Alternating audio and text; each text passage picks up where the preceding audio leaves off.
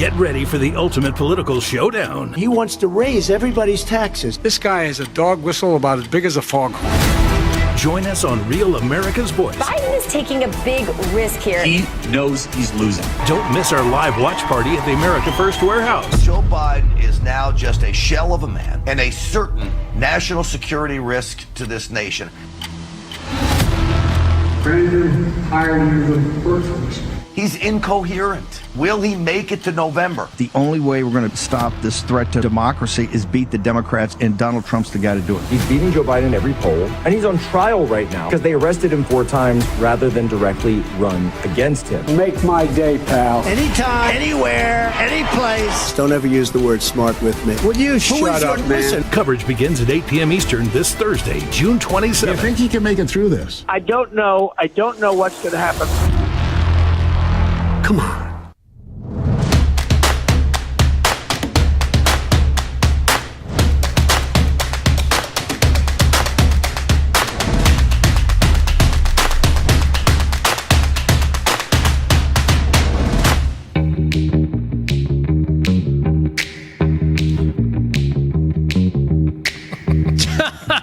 All right, live from Studio 6B on a Tuesday night, 8 p.m. on the East Coast, Real America's Voice. Glad you're in. Kevin Downey Jr. sitting right there. Rick Delgado sitting right next to him. Both have got news tonight. David Zier sitting next to me has got news as well. Aaron and Harry on the highway holding it down on a big Tuesday night as we creep a little closer to debate night. Great promo from Real America's Voice right there. Wanted to run that at the top of the hour. That's fantastic, man. Get ready. Thursday night. Here we go. It's going to be fire. Real America's Voice is the only place to lock it in. You want full coverage. Brian Glenn is going to be a big part of that coverage. He's going to join us at 8:30. Talk about what we can expect. So we'll speak to him. Lots to do here. Mr. Delgado, how are you? I am good. Had a nice day. What did you do? I decided not to wear a collared shirt to the show. First time in 9 days, I think. I've not worn a collared shirt to the show. And not black, as people point out. You're in gray tonight. Yes, I'm in gray, but I'm supporting the UT. UT, University of Tennessee, won the baseball College it should be World orange Series. then, shouldn't it? It should be, but I don't want to wear the orange. Burnt World orange, Series, I think is what they call it. Yes, burnt. Yes. Rocky Top. Great game last night. Pulling it out versus Texas A&M. A lot more exciting than the Stanley Cup final. Well, why? What was the final score of that? Final score was 2-1. Yeah. Well, how's that not exciting? Because in the last Game 7, you got Game 7. The last 30 seconds, Edmonton with the puck coming up the ice. It gets stuck in the corner. Game over. Well, it's not even a shot on goal. Nothing. Nobody making a diving save. Nothing going. It was just a bunch of weed torch looking 15 guys. seconds. It was terrible. All look like they're weed torching. Yes. Unless they didn't have the weed torch. Okay. Kevin Downey Jr. is here, host of the Kevin Downey Jr. Show, 10 to 11 a.m. Eastern Time every morning right here on Long Island, LI News 103.9. If you're in this area, make sure you check him out. Mr. Downey Jr., how are you? I'm groovy, thanks. I'm groovy. May I add to Rick's hockey update? 90 seconds before that, another Florida Panther down in the other end of the ice, he covered the puck, and he covered it till they blew the whistle. He was just wasting time. Yeah. Which is, I guess, a legal move, but you got to stop when the whistle blows. But I thought the last period was great up until the last 3 minutes when Florida just sat on the puck. Yeah. Well, I guess that's what you try. You know, whatever you got to do to get the cup, right? I guess that's. Yeah. What's crazy is that they named Connor McDavid the Conn Smythe Trophy winner. I mean, that guy's a magician. I mean, but he was scoreless in like the last 2 games. Yeah, and he's on the losing team. And he's on the losing team. You're not winning, you're a loser. You're a loser. Yeah. And that's where he falls. So, well, whatever. They carried post-game celebratory coverage for about an hour last night. It was crazy. Yeah. Mr. Zier, how are you? I'm great. Thank you for asking. So much going on. A lot of hot primaries today around the country. That's a good promo from Real America's Voice about Thursday night, huh? That we just ran? The debate coverage. Listen. You're going to be at the America's First Warehouse. I will.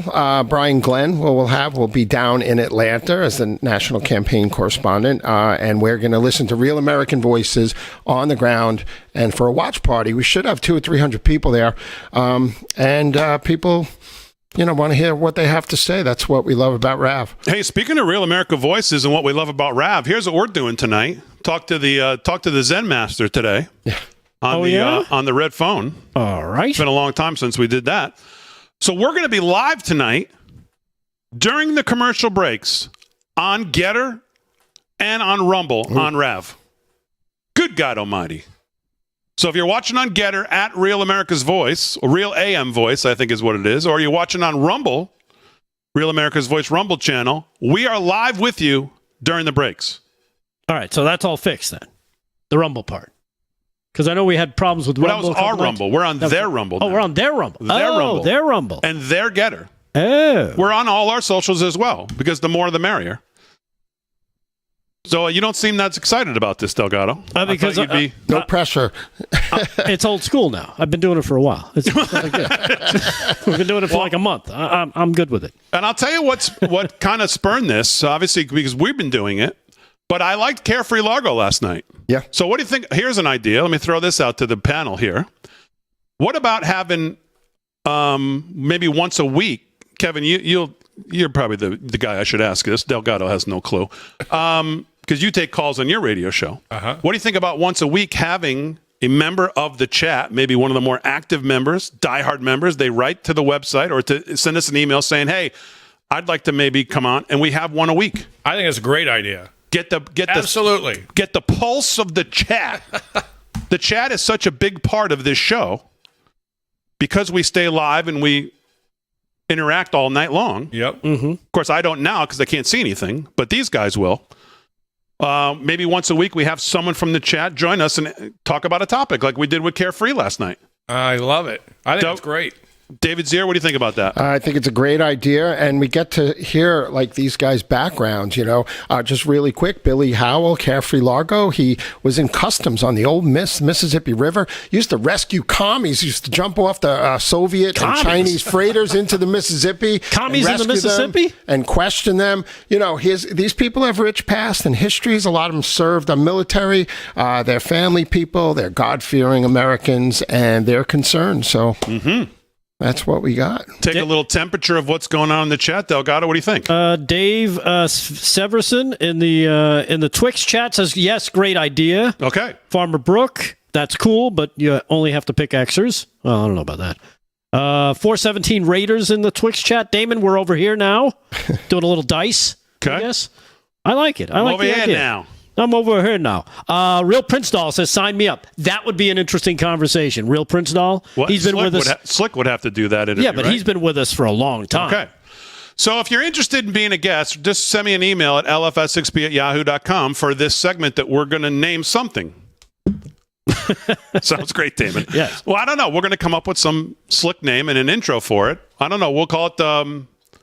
Erin's the smartest one of all of us, probably. So she'll come up with a name and a quick little intro for it, and we'll call it something, and maybe we'll do this once a week and see how it goes. How about live from Chat 6B?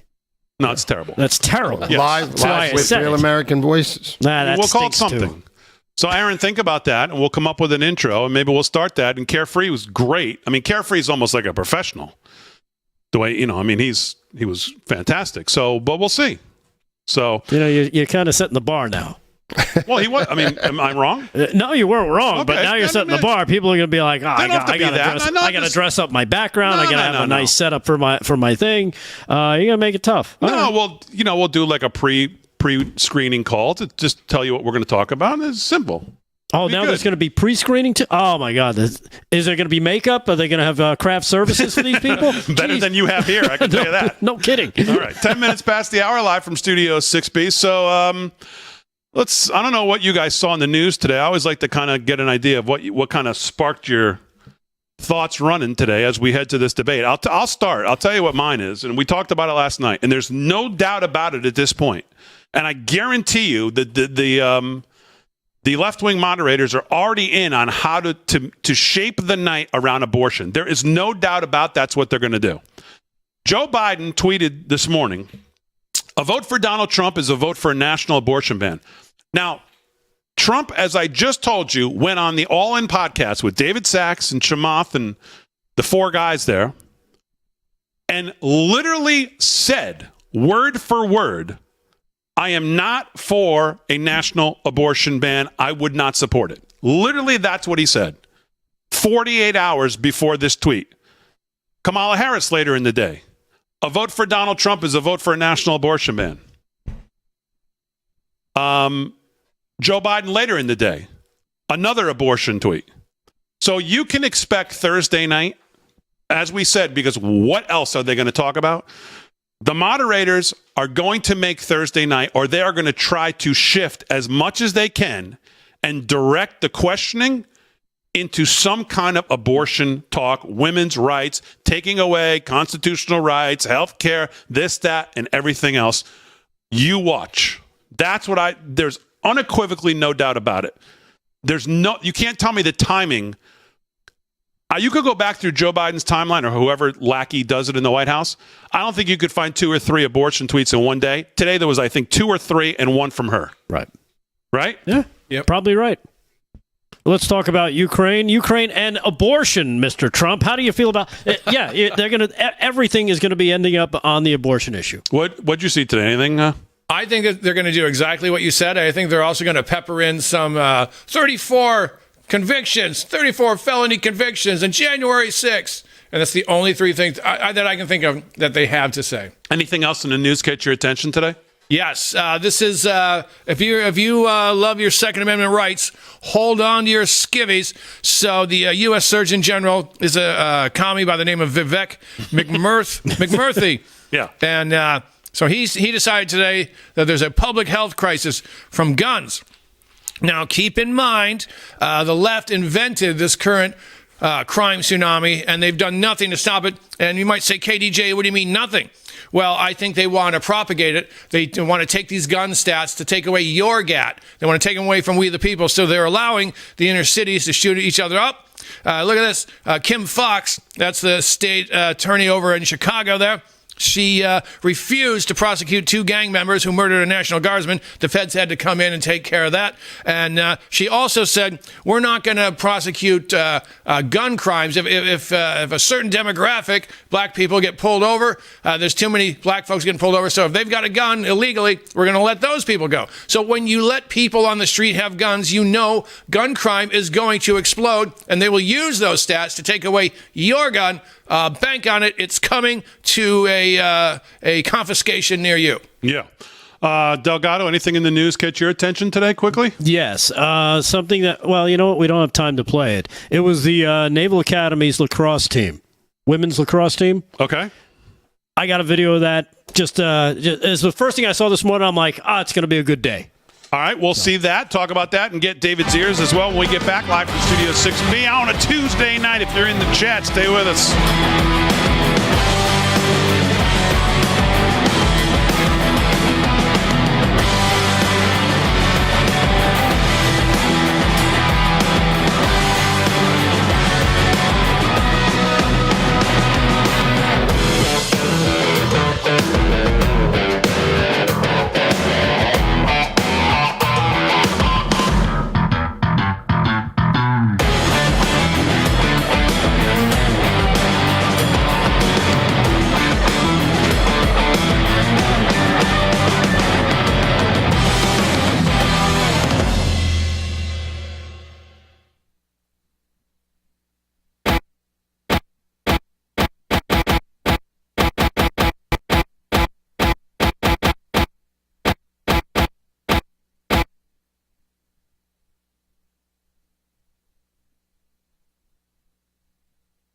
What the fuck is going on? Harry, what? You think you're Funkmaster Flex? What are you doing in there?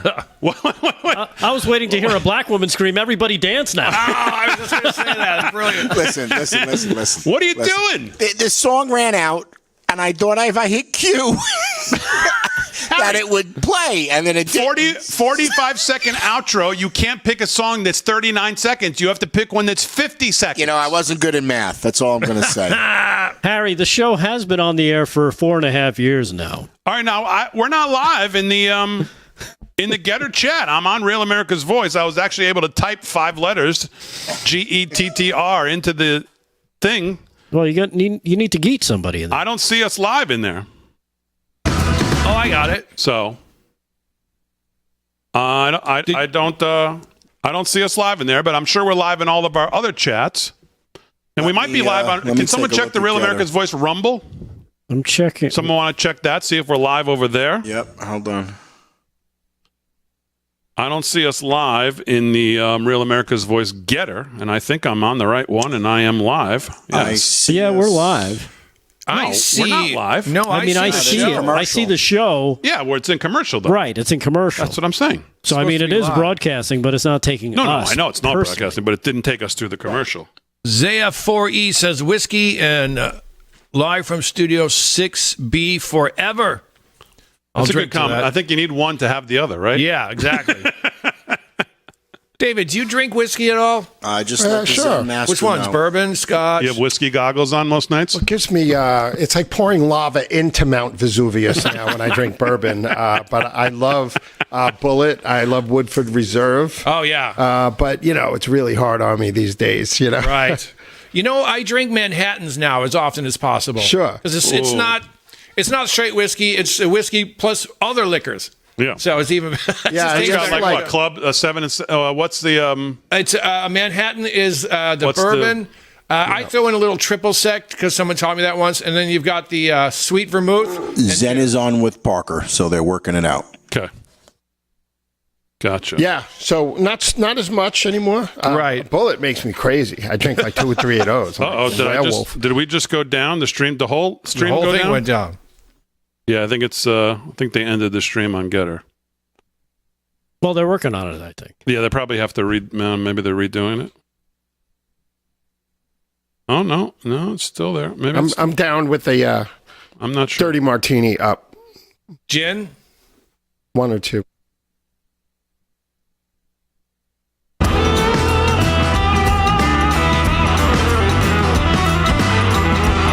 All right, 17 past the hour, live from Studio 6B, Real America's Voice on a Tuesday night. Kevin Downey Jr. is here, Rick Delgado, David Zier, Aaron and Harry holding it down. Harry thinks he's Funkmaster Flex tonight, scratching. 45-second outro, Harry. Let's pick a song that's at least 50 seconds to get us to the 00. So we'll get on that. If you're following us on social media, make sure we're live through the commercial breaks. I think we missed the first one, but we're going to get that worked out. So we'll be live on all socials tonight, including on Real America's Voice social, so you can see what happens during the commercials. Yeah, I'm on the Real America's Voice Rumble chat right now. All right, very good. So we'll get to them in the next break. In there. All right, so I was asking the guys what in the news caught their attention today. And for me, it was that the abortion is obviously going to be where they try to take most of this time. And it'll be interesting to see how the moderators try to help Biden along in that. There's no doubt that's going to be high on the list of things to spend time on, because the hell else are they going to talk about? Yeah. They can't talk about Hunter's laptop. They can't talk about, the president, I was saying, should direct questions directly at Biden that, the moderators won't ask. Because if the moderators were really there to get information for the American voter, they would talk to Biden about, they'd ask him things like, well, the Supreme Court has shut down many of these college loan attempts that you've had to take power away from the separation of powers in the government, and they've struck you down in multiple things. You went around them on the college loan thing, which now got struck down again in a pretty substantial way.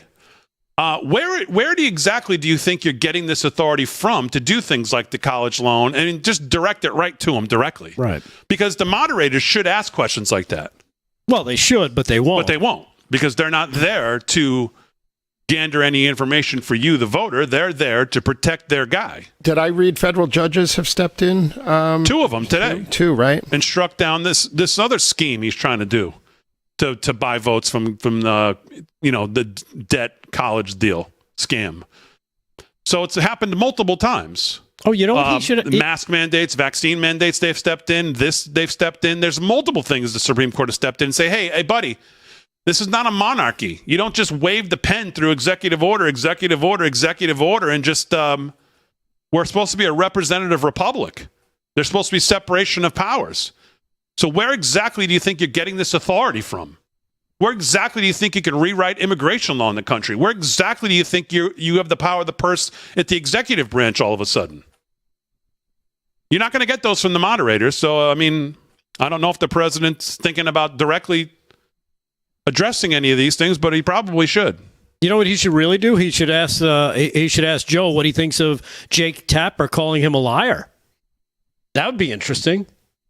I actually have proof of Jake Tapper doing exactly that. Cut number 8. If you want to see for yourself Jake Tapper on Joe Biden and his lying, he could ask him this question. Hey, Joe, what do you think about Jake and him calling you a liar? Take a listen. The first time he ran for president, he lied to voters, according to the New York Times, quoting aides of Biden's, about having marched in the civil rights movement. This is Biden making this false claim in 1987. When I marched in the civil rights movement, I did not march with a 12-point program.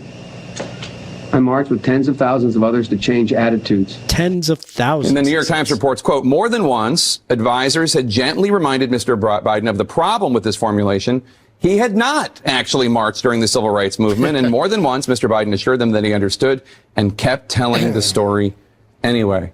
That is really, really weird. It is. And the story was a reminder that in that 88 race, he was one of the younger candidates in the race. He was 44 years old. He was the new generation. But, if you haven't read the book of What It Takes about the 1988 campaign, rich chapters of Joe Biden and others, but it does point out a problem, a challenge for Joe Biden. Has he fixed that issue? Challenge. When he gets very comfortable out on the stump, speaking and other things, he has tended to embellish. He has tended to, make things sound slightly rosier than they are. Now, his aides went back to say, look, he was in office marching for the idea of civil rights, but was not actually marching in the streets. But that would not fly. I was fighting for freedom. He was supporting civil rights. But I'm saying that in today's that's not the word marching on Twitter. Okay.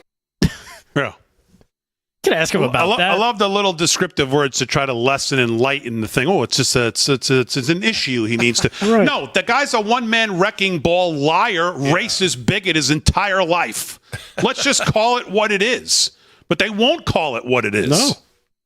They could ask him about his uncle being eaten by cannibals. That'd be great if Trump goes, you know what? I'd like to take. Can we have a moment of silence for Joe's uncle eaten by cannibals in New Guinea? That would be a good one. That would be nice. So what caught your attention today, Delgado? It was again, one of the first things I saw this morning popping around on social media had to be the video of the Naval Academy lacrosse team just enjoying being a team and, singing along with a little patriotic song here. Check it out for yourself. This is cut number 3.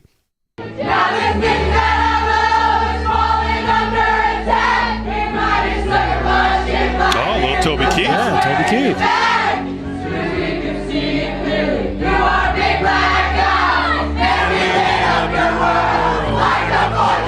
No trans women on this team. No, that's pretty cool. And they keep singing, and then, of course, Toby Keith, his part takes over here while they show highlights of the team. Yeah. Just celebrate. This is what women's sport should be about. Yeah. Not this, I'm going to, not cut off my willy and I'm going to try to be continue being a mediocre male in a women's sport. Yeah, I mean the whole thing about that song, right, is about American exceptionalism and hey, you mess with us, we're going to kick your ass. Yeah. And if the soccer team had half their patriotism, people might actually like the women's soccer team. And of course, that's what Donald Trump represents to the T, by the way. What Joe Biden does not have any of. Number one, diplomacy. But number two, right behind it comes the iron fist. Damn it. Mess with me? No, I don't think so. I don't think so. And that's, of course, when people don't give Trump the credit for his foreign policy. It's been just fantastic. Yeah. And because of those two things, the diplomacy end, the respect end, but the also willing to say, I don't think so. The iron fist is still right here, and I'm going to use it. As he did with every enemy we had, which is why every one of them was on the ropes until this dope came in. And, of course, now they're all flourishing. David Zier, what caught your attention today? Oh, boy. What didn't? Julian Assange, we were talking last night, why'd he fly to Mariana Islands to Saipan, but he didn't want to step on U.S. soil. But it was interesting because he took Taylor Swift's jet that she used to go to the Super Bowl to get there, $500,000 private charter. I thought that was interesting here. And there's a lot of discussion, He did that so he didn't have to come to U.S. soil, right? Yeah, right, because he was scared they were going to take him, right?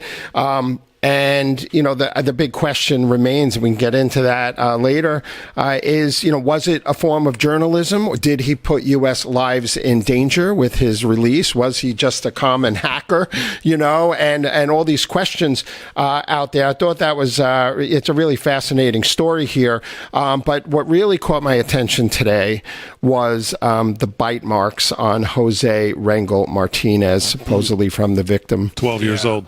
That is such a heartbreaking story. Keeps, the details keep coming out.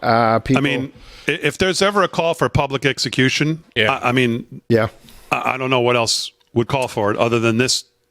Just the most horrible thing, and grieving families across America. I was watching all these clips today.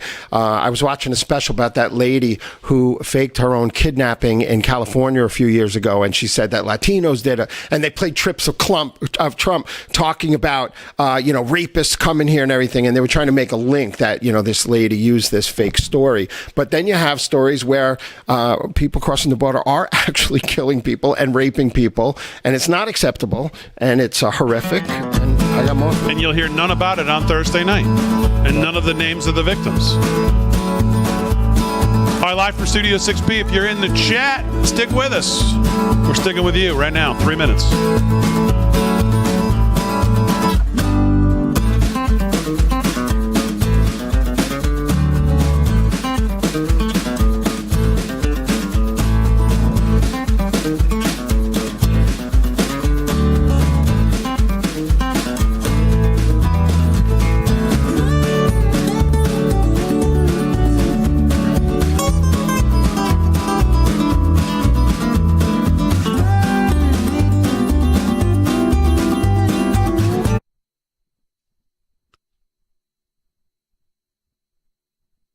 All right, we're live in the chat. Hello, chat. Chatters. Are we in the Getter chat? Well, I'm a little bit behind. So Yes, we are in the Getter chat. We'll see if it stays with us this time. What's up, everybody? I ain't nobody. Have you been?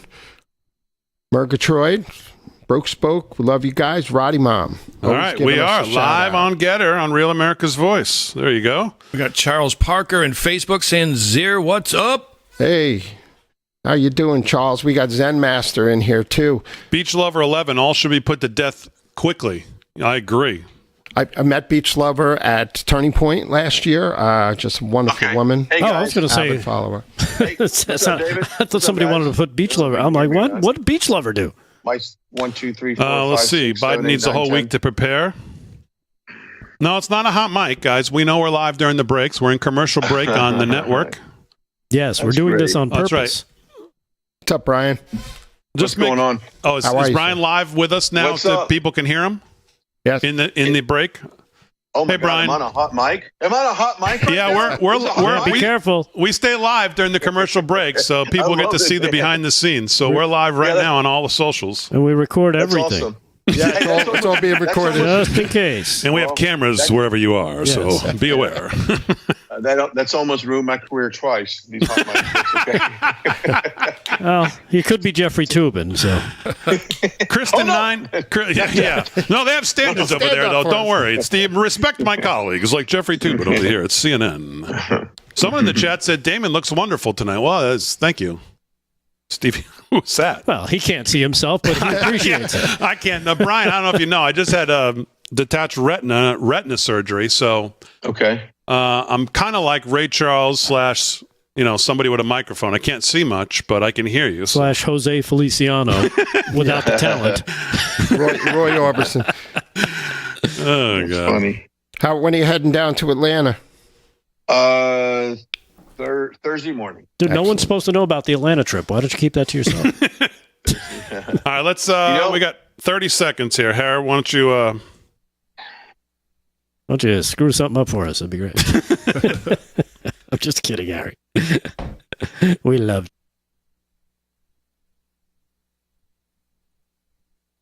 you. Everybody's mic's killed but mine, so I still can talk, guys.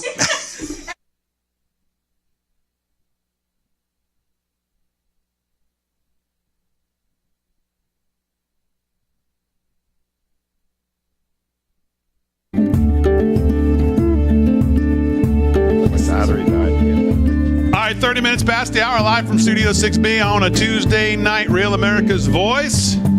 Kevin Downey Jr. is here. He's going to do some news along with Rick Delgado, David Zier in the house. Of course, David will be part of our Thursday night debate coverage. He'll be over at the America's First Warehouse, which if you haven't seen the America's First Warehouse in person or on tape, quite frankly, it is quite the place. The energy over there, I'm sure, will be off the chart on Thursday night when you're over there for the debate. And you need batteries. And, of course, RAV is the place to tune in on Thursday night for debate coverage starting at 8 o'clock. Great promo we played at the top of the hour from the Real America's Voice producers. Great coverage. We'll start at 8 o'clock, take you right through the debate until, if Biden makes it an hour and a half, it should be about 8 to 9:30, then wrap it up. 9 to 10:30, and then they'll wrap it up. So probably about till 11 o'clock, you'll have coverage on Real America's Voice. And one of the mainstays, of course, of that coverage is going to be our national correspondent, and of course that is Brian Glenn. And then let me just take a second to welcome him to Real America's Voice. It's his first time appearing here with us on Live from Studio 6B. Mr. Glenn, how are you? Is going on. I definitely picked the right show to come on tonight, man. You guys are having a lot of fun. I love this in the break chat that you guys do. That's awesome. Yeah, the audience, since I started this show in 2015, have been a huge part of this show, and we try to keep them a part of it and be engaged with them throughout. So yeah, we stay live for 2 hours, and during the commercial breaks, we stay with them, kind of see what they're talking about, get the sense of what's going on there. And listen, that's what this is all about, right? This is why we're doing this. People going into this election, people going into Thursday night, trying to figure out what's going on. We've talked a lot on this show about what does the president's tact look like as he goes in. There's a bunch of schools of thought. Should he, we know the moderators, we know the deal, we know it's 3-on-1, we know Jake Tapper and Dan Bash are there to protect their guy as much as they can. I said to the guys to open the show tonight, the thing that stuck out to me about social media today was that Joe Biden put out 3 tweets about abortion. Now, Trump just went on the All In podcast with David Sachs and Chamath and these guys, and literally said, I will not support a national abortion ban. I will not support one. I would not sign one. Biden comes out today and says, a vote for Donald Trump is a vote for a national abortion ban. Kamala Harris puts the same tweet out. Biden puts another abortion tweet out. My feeling is they are going to, because what else can they talk about Thursday night with him that Trump can't just smash it out of the park? Abortion is going to be in some way, shape, or form, and it may take many shapes, a focus of this Thursday night. Tell me what you think. No, you're right. It's going to be abortion, abortion, abortion. 34 counts, 34 counts, 34 counts. How can you vote for a convicted felon for president? He's done all of this. Look, they're not going to talk about. Look, Biden can't talk about his policy or his history or his track record because we know what that looks like. So he's just going to attack Trump's character and misinformation. And Jake Tapper, come on. And Dana Bash, we know his. You know her husband was one of the 51 intelligent officers. Okay, so I think coming out of the gate, if I was President Trump on this, I would say, yeah, it's an honor to be in front of the 2 of the biggest liars there at CNN. And Dana, give your husband my best regards to the 51. I mean, I would really call it out. And if they get mad, who gives a rat's ass if they get mad? Biden already has the questions, the answers. It's already in front of him. There's no doubt about it. This is a complete joke. It's a complete joke. And you know what? Biden's probably on a treadmill right now, learning how to stand up straight for 90 minutes because it's physically going to be tough for him. Mentally, it's going to be tough for him. So I think if President Trump just plays calm but talks directly to the independent voters, the undecided voters, and say, look, was your life better under my administration? How has Biden's policies affected you the most? That's what he needs to do.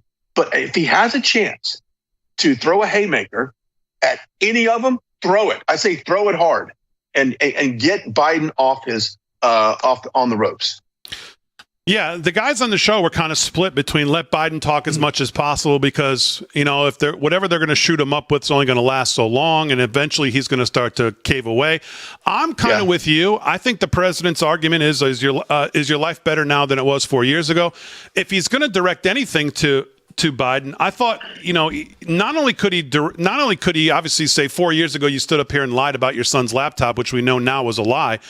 But I think he could also hit him if he wants to talk to him directly about, Biden thinks he's running a monarchy here with executive order after executive order, and referencing the Supreme Court when it comes to the college loan thing. When the two more, I think, justices. I don't know if it was a district court or. Smack this new scheme down again. Ask him, where does he think he's getting this power from? Where is he grabbing this authority from separation of powers in this country? We're not in a monarchy. Why is the Supreme Court overturning and overruling all these things you're doing? Where are you getting this authority from? That's what you're going to hear from him. Yeah, I mean, who's the dictator here? Remember, we were told that the grown-ups were about to be in charge. Remember that? We were told that it's a threat to democracy in 2016. Well, guess what, folks? Your life didn't end there, and it won't end on the next term of his administration. I just had a belly full of the Democrats at this point, and I really have. And I want this election to be tomorrow. I think we know we have the votes. We all know we have this votes. We have the support of the American people. Now, I have zero confidence in the election process. But I want the debate should be interesting. I think he does need to try to deliver a calm, collective message to those undecided voters or the independents and say, look, here's my policies. They worked. Here's my track record. And let them attack my characters. We all know what happens. I mean, here's what's really interesting. I was at the Capitol earlier this afternoon, and I was talking to a journalist, and we were talking about how the support in the African-American community has really blossomed for Trump.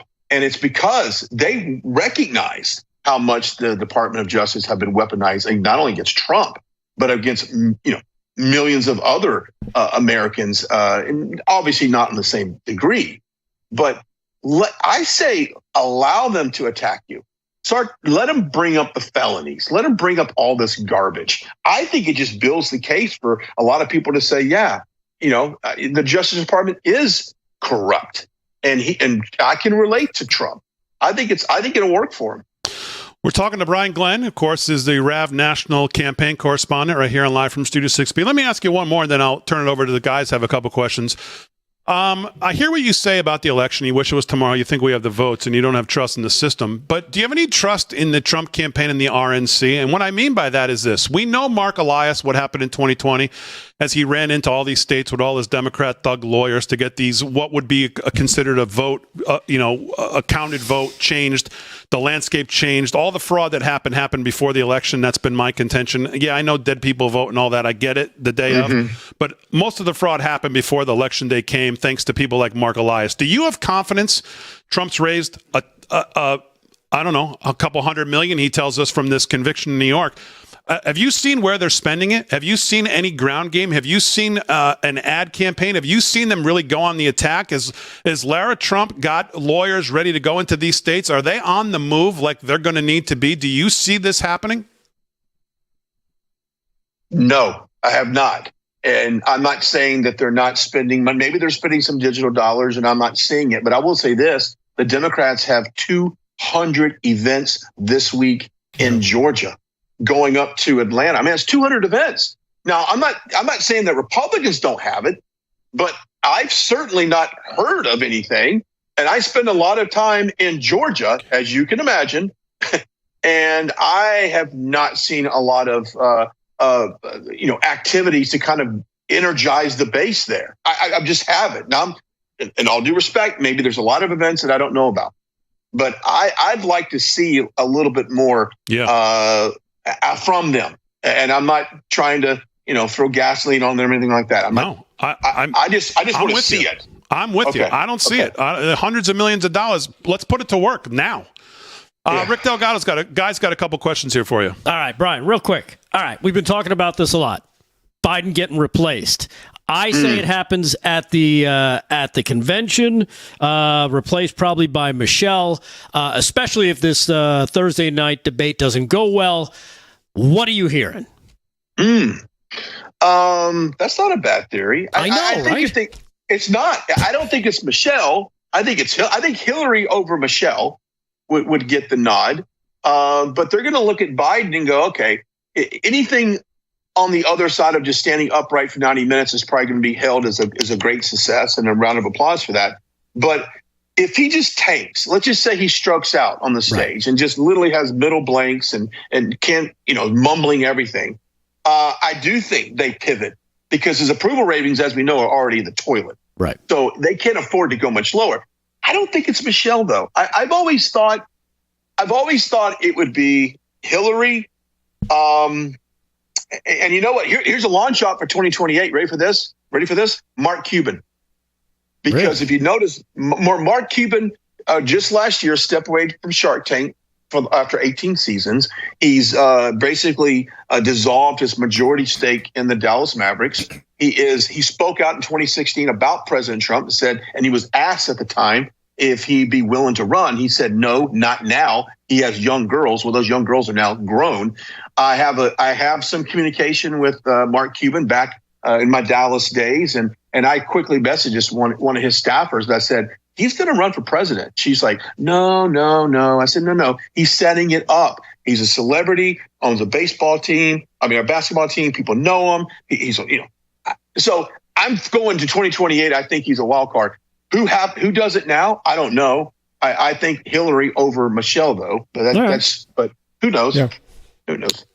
Kevin Downey Jr.'s got a question for you. Hey, Brian, if let's say Biden's declared winner again and everyone knows we've been cheated, how do you think the nation's going to respond? That's a great question. I hope we respond with calmness.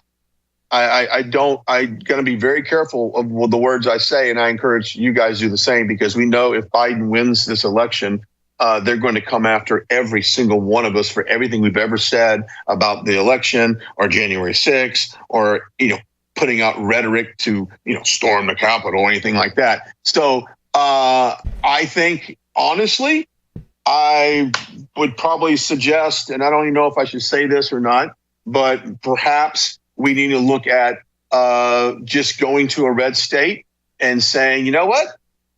I'm just going to stay here in this red state. Let's do a little separation of, let's just go ahead and do a national divorce in a way. Let's go ahead and say, you know what? We're done with the federal government. Apparently it no longer represents the people. And let's just find a state that you live in. And let's just, I was in Texas. Let's secession, right? Let's secede from the union. That's not going to happen. But I do think you're going to have a lot of people that are going to be very, very hopeless at that point, because we feel like, hey, that's two elections that we've been stolen from us. So it's going to be a sad day in America if that in fact happens. So I certainly don't advocate any violence whatsoever. I'm not saying do any of that, and I really mean that. But we need to go back to the drawing board and think about this Republican Party. I have said this, though. I don't mind saying this, if Republicans abandon President Trump, whatever the sentencing is, let's just say, he's sentenced to jail, or he's whatever. Brian, hold. Okay. Let's hit the break. Can you hang with us? I can. All right, let's hit the break. We'll bring Brian back live from Studio 6B on a Tuesday. Real America's Voice. If you're in the chat, stick with us. Bonus coverage with Brian. The rest of you will be back 3 minutes.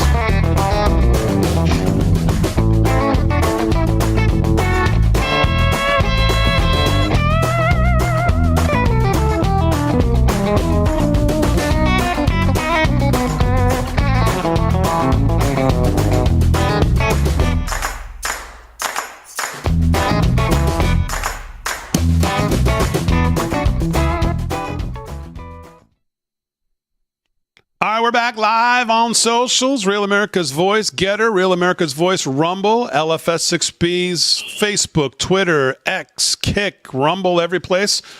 Brian Glenn's still with us. And David Zier's got a question. We'll do that when we get back on the network. But so just go ahead, continue your thought, and let me ask you, since you just brought it up, because that was going to be one of my other questions if we had time. Okay. There's a lot of talk about July 11th in this sentencing, and of course, I've thought all along there's no way this judge goes this knee deep in and then all of a sudden tries to play the good guy. They're going to put him. They're going to sentence him. What? Give me your thoughts. I'm with you all the way. They didn't go through all of this to slap him on the wrist and go, okay, probation, house arrest. Okay, don't do it. No, they're going to put him in jail. Yeah. And I think anybody outside of that is sipping the Joel Osteen prosperity gospel tea there. It ain't going to happen. It's not going to. They're going to put him in jail. And I think that we need to be mentally prepared to hear that sentencing happen on July 11th. Now, where we go from there, I don't know. But let me tell you this, though. The Republican Party is nothing without President Trump. If they don't support President Trump all the way, I will write his name on that ballot. I am done being a Republican. I swear to you, I will burn my Republican card, and I'm never going back, because Republicans, I'm so pissed off because the Republicans we have right now in Congress have done absolutely jack shit to prevent any of this to happen. Then all of a sudden, Alvin Bragg drops the verdict, and all of a sudden they go, oh, we need to subpoena him. Bring him in. Bring him in. Oh, this is a trap. Oh my God. So all this fake compassion, all this fake fronting that, oh my God, how can they do that to our Republican leader? Bullshit. They should have did it from day one, but none of them wanted to. And Glenn Youngkin, you punk. He's a punk. He stayed away from President Trump when he was running for governor. Yeah, didn't want to get too close to him, right? But all of a sudden he's like, oh, I'm happy to endorse President Trump. You know why? Because you're praying that the RNC pushes him aside, and you and your sweater vest gets right in there to become the presumptive nominee for president. I'm so sick of Washington. I'm so sick of the establishment. MAGA won that Virginia race for the Youngkin. Yes, they did. All right, yes, 20 seconds. Hold that. Okay. We'll be back on the network. 20 seconds.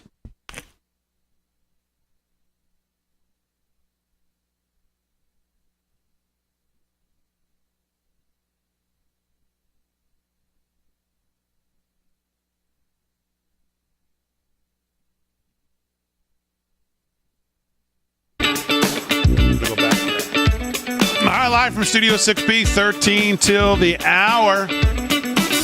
We got a fired up Brian Glenn joining us.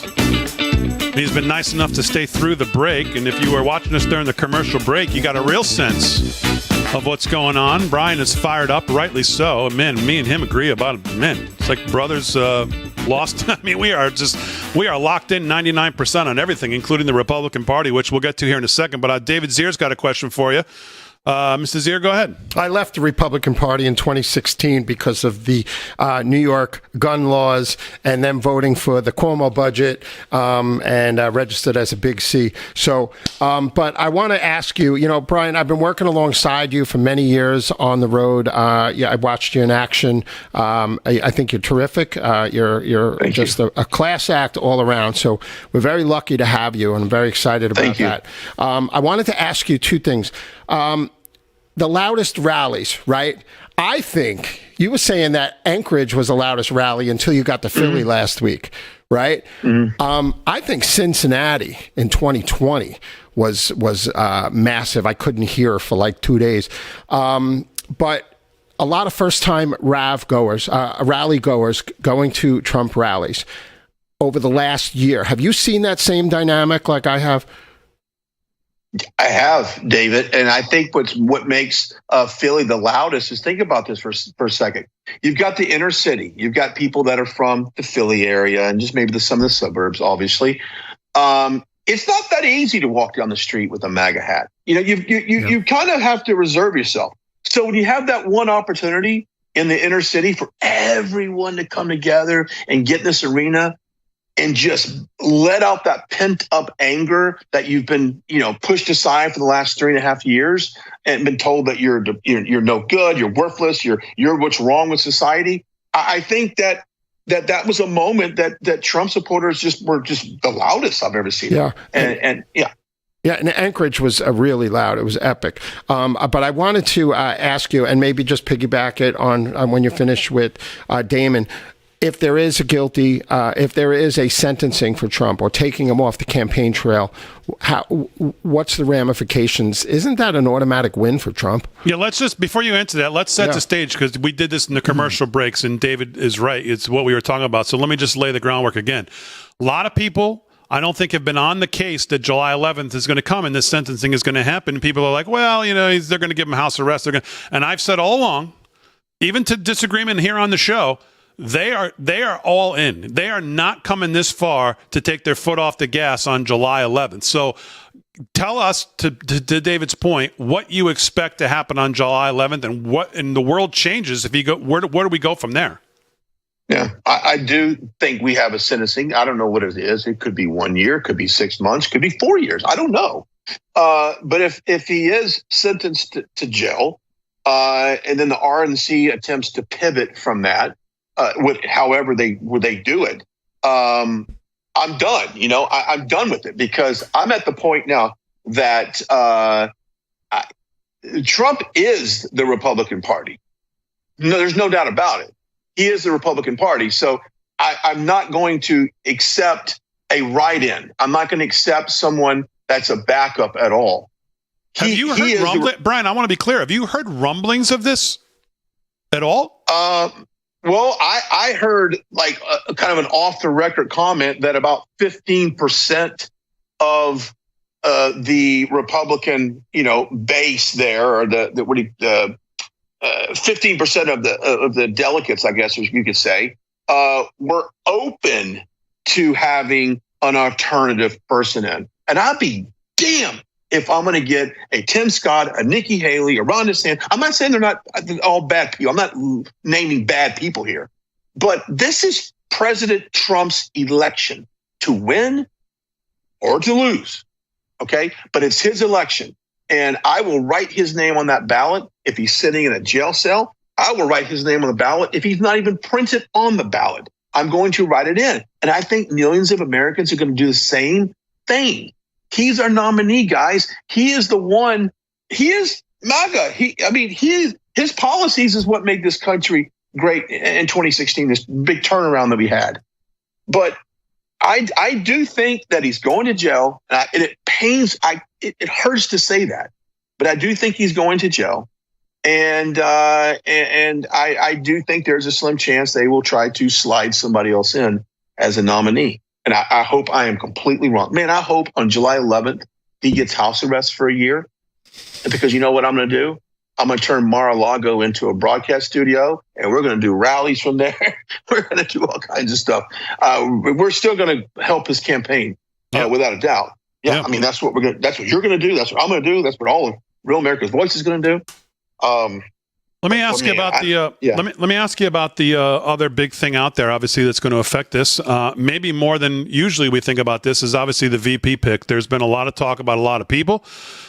Some of these lists I've seen that he's down to these 5, I'm kind of hoping are misleading, because I just can't see how Tim Scott. I just can't see how Doug Burgum. Doug Burgum's war on conservatives in North Dakota is. People paying any attention to what's going on. Tim Scott. He might be a nice guy, but we don't need PC at this. We don't need someone that PC at this point to run with Trump. Plus, he's. Down some of Trump's best judicial nominees. There's all kinds of things you could point to. But having said that, does he announce this before July 11th? There's been some rumblings he could even do it this week. And give me your best thought on where you'd like to see him go. I read a story just today, and I wish I had it in front of me right now, that he was going to act. I think he said that his VP pick was going to be at the debate, which that doesn't make any sense. Maybe I don't remember where I read that. You did? Okay. So, okay. I think we see it. I don't think we see it until the convention, actually. And I think it's either J.D. Vance or Dr. Ben Carson. I think they're both. Really? I want Ben. J.D. Vance, to me, of the people I've seen tossed around, would be at the top of the list, given that he makes inroads in the Rust Belt. He makes inroads where he needs to make inroads with J.D. Vance. Dr. Ben Carson's a brilliant guy. Obviously, he's got a great story, Human Health Services in the last administration. But, boy, I tell you, J.D. Vance seems like he fits the bill to me, of who I've heard the best. Yeah. No, I'm with you. I think either one would be a great addition. I'm with you. I'm in total agreement. But all this stuff about it's going to be Vivek Ramaswamy, it's going to be Tulsi Gabbard, it's going to be Glenn Youngkin, and I got confirmation on that. That's it ain't going to be him either. Look. At the end of the day, we all know that people are going to vote for Trump, not because of the VP pick, even though it does maybe come into play if something was to happen to President Trump. And it also comes into play in 2028. Is he the presumptive nominee for the America First Party, or does somebody else come in? God, man, what a great time to be alive and be doing this, guys. You imagine? I mean, thank God. Yeah. There's never a boring day in this world of politics. Hey, let the audience know what they can expect Thursday night. I don't know how much you can divulge or how much you guys have planned out, but obviously great coverage here. Real America's Voice starting at 8 p.m. Let the people know what they can expect. Well, we're going to kick it off probably at the airport. We're going to get him landing there at the airport, and then we'll continue coverage around the debate center. Now, it is at CNN, so there's limited access to what we can do there. I will say this, there is several large anti-Trump, this is the people that are the Free Palestine people, the ceasefire people, the Antifa group that was blocking the police training there in Atlanta. They're all coming together. So I don't know what's going to happen. I may have to have riot gear to protect myself from getting my ass kicked in downtown Atlanta. But nevertheless, it's going to be an interesting night. And hopefully President Trump, as we expect, would perform brilliantly. Yeah. Hey, Brian, thanks for the extra time. Great having you on the show. Welcome to RAV. Great luck on Thursday night. And thanks for everything. Hey, thanks, guys. I love the show. Thank you. Take care. All right, Brian Glenn, live from Studio 6B on a Tuesday night. Quick hour one, hour two coming up right after this.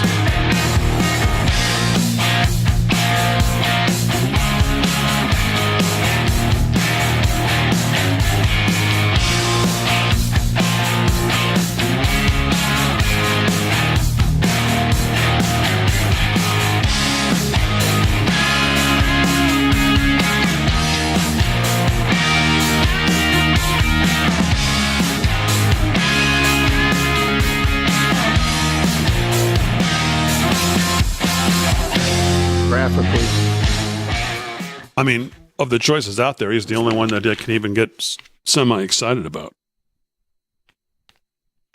Yeah, I love that piece. Let's do it again. All right, we're live in the chat. Hello, chat. See what's going on the Getter. Real AM Voice. Delgado jamming out. Well, Harry's hitting the post on these songs. How'd everybody like Brian Glenn? He was fantastic, huh? You should have heard him in the commercial. Well, you did hear him in the commercial break. He was fired up. Harry, now. Delgado, no alien encounters lately? LSU Patriot wants to know. There is something that came out. Here we go. What? Here we go. I'm just saying there was a story that came out. I'm looking more into it. I want to find out a little more, see if I can find some video on it. That's all I'm going to say. Thank God. I might have it for you tomorrow. Oh, wow. You're off tomorrow, so. I'm off tomorrow. Yeah, please have it tomorrow. Good idea. You can watch me do it tomorrow. Oh, man. Well, the chat on Real America's Voice Getter is going so fast, I can't even read the comments. Yeah. It's jamming. What do we got in there? I literally can't read them. Kevin Cottle says the Uniparty would lose their minds if Trump chose Flynn. Yes, Michael Flynn. Yeah. I don't think he's going that way. I don't think Flynn wants it. I don't think he's going with any of those kind of I don't think he's going that way. Right. Yeah, Flynn would crush it, Deborah. I agree. I'm a big fan of Mr. Flynn. General Flynn, sorry. Yeah, he's Aliens solid. are working on Joey right now in Camp David. That's from Don. Yeah, that's hilarious. Exactly. Hello from South Dakota. I saw that go by. When I'm not wearing a tinfoil hat, do I wear tinfoil underwear? I never wear underwear. What, are you kidding me? Someone said they're also having... I mean, it's going so fast I can't even read it. Especially with my eyes. I think the Dems the Dems make a big mistake locking him up. Get Ja I think is so, with too. me It with could happen, I just think it's a bad thing for them. with Rick Rennell. You know what? I like Communists Rick can't Rennell. help themselves, though. I know. That's exactly right. Yeah. That's exactly right. Let them fumble their way into this election. Because you're right. If they put them in jail. Well, they got nothing else except abortion, right? Yep. They're going to lock them up after the debate. They see the time. It may fire up people now, but they think over time. Well, listen. If you were up against this Republican Party, would you be scared? I mean, honestly. This year? They're so squishy. 100%. Well, Get ready for the ultimate political showdown. He wants to raise everybody's taxes. This guy has a dog whistle about as big as a foghorn. Join us on Real America's Voice. Biden is taking a big risk here. He knows he's losing. Don't miss our live watch party at the America First Warehouse. Joe Biden is now just a shell of a man and a certain national security risk to this nation. Brandon hired you the first one. He's incoherent. Will he make it to November? The only way we're going to stop this threat to democracy is beat the Democrats, and Donald Trump's the guy to do it. He's beating Joe Biden in every poll, and he's on trial right now because they arrested him 4 times rather than directly run against him. Make my day, pal. Anytime, anywhere, any place. Don't ever use the word smart with me. Will you shut up, man? Coverage begins at 8 p.m. Eastern this Thursday, June 27th. You think he can make it through this? I don't know what's going to happen. Come on.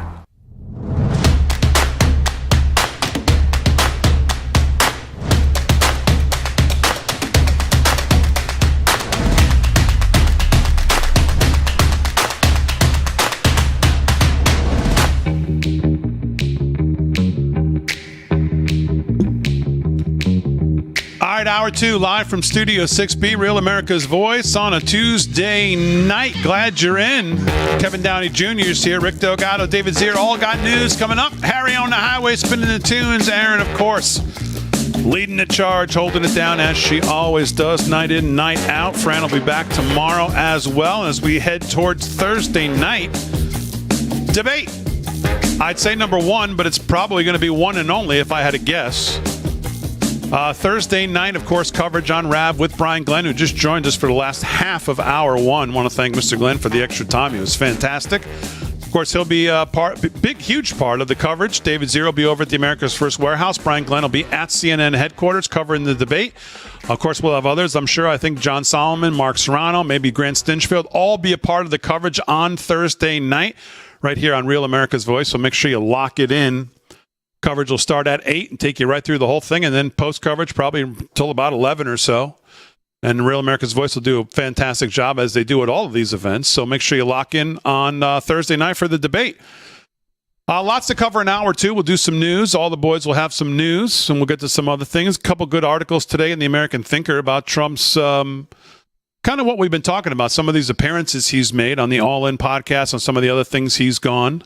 Some of the other appearances. I heard today, again, not to go back and pat myself on the back, but do you know President Trump is now thinking about attending Bitcoin 2024 in Tennessee next month? That would be awesome. That would be another excellent step from the president. And as I've said, even before he made this turn into Bitcoin, which I encouraged him to do, I've now encouraged him to also, and maybe this will be the good place to do it, at Bitcoin 2024, he should come out and say, if elected, the U.S. government will buy 2 million Bitcoin to use as a treasury asset to use to start facilitating sound money in this country and working on the $34 trillion of debt we're in. And I think that would be, just fantastic for the president to do it. And then because I'm telling you, as I've said all along, this is a voting bloc that's going to be heard from. They're single-issue voters, a lot of them, but it is a big, big deal. And they are a big voting bloc and a loud voting bloc. And both parties are realizing this, but the Democrats are just continue to be at war with it because they're at war with anything having to do with the individual. Individual liberty, individual sovereignty over your money, your private property, all of it. They don't want you to have any of it. Yeah, because they can't control it. That's correct. Damon, you could go to my hacked Facebook and Instagram you're an expert in this. pages, and you can buy Bitcoin from the Uzbek boiler room that took over my social media. Yes. Right now, go That's to right. You're David Zier on Facebook. David Zier's an expert in Bitcoin mining. He's got some new RVs he's bought. I go to your Facebook page now every single day. That guy has a great life for you. Yeah, he does. Man, you are killing it for other people too. Thank you. Fantastic. Man, oh man, All right, let's do some. It's like a celebrity is right next to us now. Hey, you're the Bitcoin guy. Yeah, with the big RV. Yeah. All right, let's do some news. News is brought to you by our friends at 7 Cells, 7cells.com. Use our code LFS6B at checkout, 10% off whatever you put in your cart. Rick Delgado's got it. What's going on? All right. Well, everyone's favorite California Congresswoman, Maxine Waters, is at it again, predicting the original Crazy Town. Yes, the original Crazy Town. More killings if Trump is elected, believe it or not. Yeah. She used the weekend interview at MSNBC as her chance to make an ominous prediction about the public's reaction to a Trump win in November. She says here, I'm very concerned. Now, you know what? I shouldn't try to just quote her or paraphrase her. Let's hear from Mother Jefferson herself. This is cut number 1. Here's Maxine Waters talking about the death that Trump is going to bring with him when he gets elected. You know, Congressman, real quickly in the less than 2 minutes we have left, 60 years ago this week, Two three geniuses. activists, Mikey Schwerner, James Chaney, Andrew Goodman, they were murdered for trying to register black Mississippi residents to vote during Freedom Summer. What do you see as their legacy today, especially as the nation faces more threats of political violence like the ones you've faced?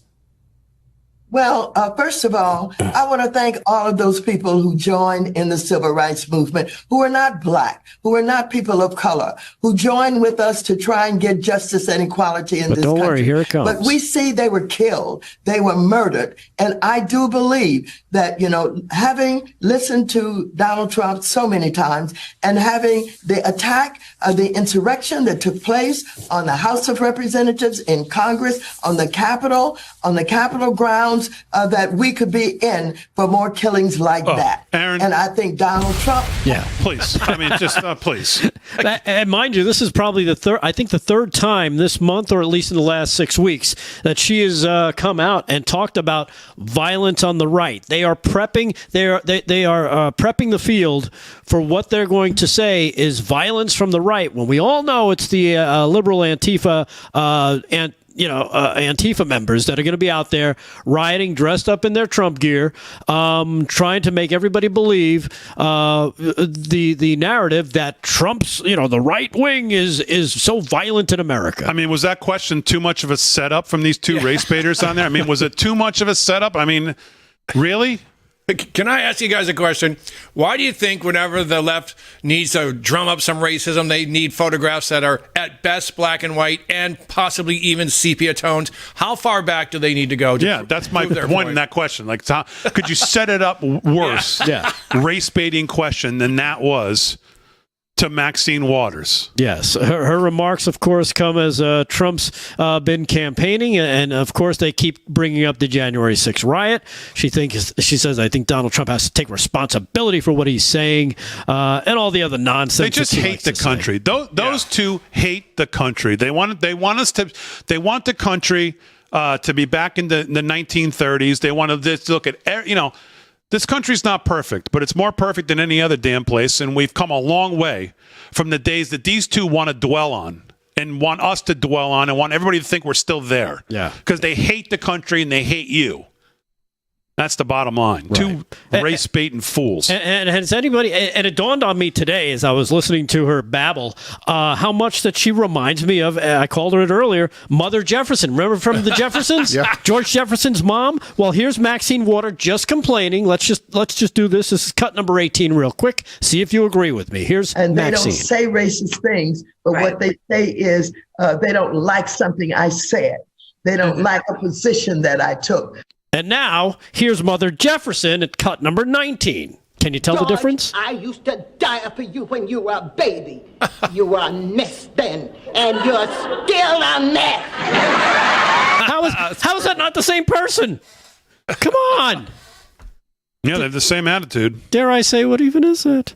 Anyhow, switching over to the other side of the aisle, people were out asking, who are you voting for? And I know we've talked about this a lot. We talked about the changing demographic of the Trump supporters.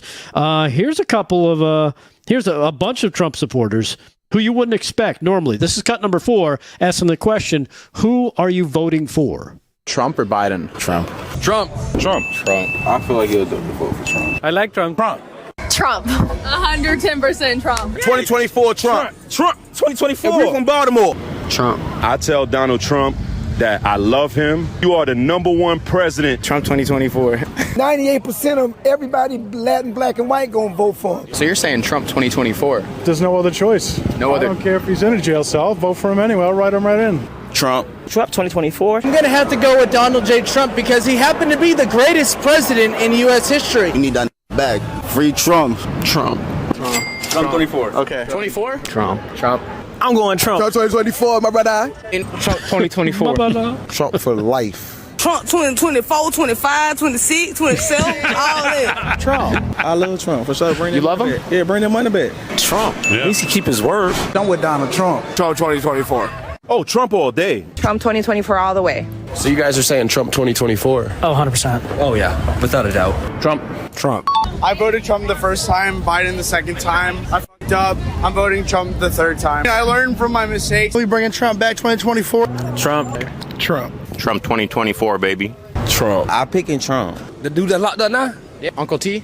Donald helped that. Trump, lower the gas price. Trump, my motherfucking dog. I'm proud to say I will be voting Donald Trump in the next election. Trump 2024. Donald Trump bueno? No bueno. Sí, bueno. This the Trump gas station? Definitely. Trump. Let Trump back in office. All right, what if I had to ask you, are you with in 2024, Trump or Biden? Man, Trump. You know I gotta say Trump. Make America great again. Trump. 2024, you know what I'm saying? Forever. Trump. I'm a Trump supporter. Trump. That's easy for me. That'd be Trump. Love you, Trump. My dog, Uncle T, what's up? Oh, Trump. I'll vote for him yesterday. If Donald Trump was here right now, what would you tell him? I'll give that a hug. My boy Donnie's watching. You have more supporters than you ever know, bro. Yeah. And there you go. Running the gamut, really. And it's just amazing. People didn't think that this was possible, but it seems to be working. One last thing real quick on the Democratic side. The DNC has taken a significant step toward formally designating Joe Biden as the party's presidential nominee before the Democratic convention in August. Remember we were talking about this? Really? A move that's necessary to place him on the Ohio ballot for the November election. The DNC members finalized their vote. They'll do that this Thursday to move forward with a virtual roll call. Tough story for you to report on, huh? Not really. So what? They get him to the convention. He gets a hold of his delegates, and then he directs his delegates to who they want him to vote for. Thanks to Mike it's as simple as that. Oh, yeah. That's what they do. Okay. That's why they have super delegates. That's a tough story for Delgado. Not at all. That's why I'm reporting it. And Slick in Minnesota's listening going, no! I will read this every day if you want me to. You know what steams my clams? By the way, have we asked Kevin whose team he on? Is he on Team Chemtrails or is he on Team me and John Solomon? Team Loser? Do you think he's being replaced? I think it's going to depend on how this debate goes. Okay, so you're still waffling. You haven't made a decision if you're on Team Chemtrails or Team Normal. Okay. Fence rider. I think if he can slug it out and maybe not drop a crab cake in his pants during this whole thing, they might just let him stay in. He's fighting to stay in, though, because he's got to keep Hunter out of jail. I'm changing the lock on the door. I didn't hear enough of that story, so Delgado will do it again when we get back after this. If you're in the chat, stay with us. Oh, man, that one's going to kill you, Delgado.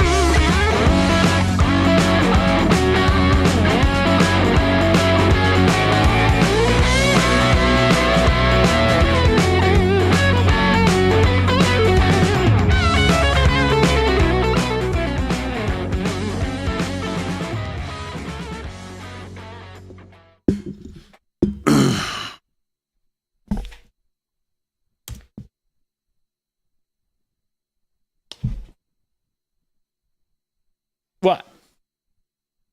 What do you got? 3? No, it's what you got. I could try to do one, honestly, if you want me to.